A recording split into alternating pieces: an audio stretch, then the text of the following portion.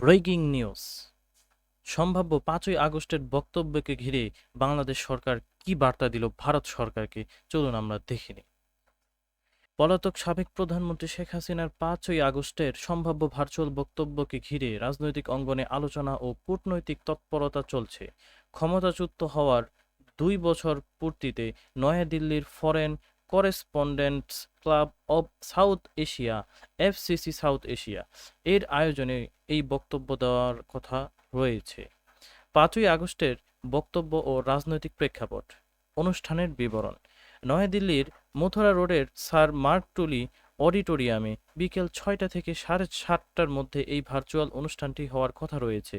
বিষয়বস্তু: এই বক্তব্যে শেখ হাসিনার রাজনৈতিক ভবিষ্যৎ পরিকল্পনা এবং দেশে ফিরে আসার ইঙ্গিত থাকতে পারে বলে বিভিন্ন গণমাধ্যম সংবাদ প্রকাশিত হয়েছে।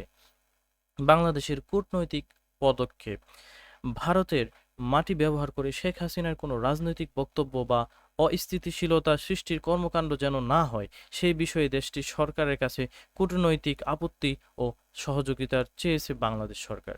এই ছিল আজকের মতো আপডেট। আমাদের পরবর্তী আপডেট পেতে অবশ্যই চ্যানেলটিকে সাবস্ক্রাইব করে দিবেন এবং লাইক, কমেন্ট, শেয়ার করে দিবেন। ধন্যবাদ। আসসালামু আলাইকুম।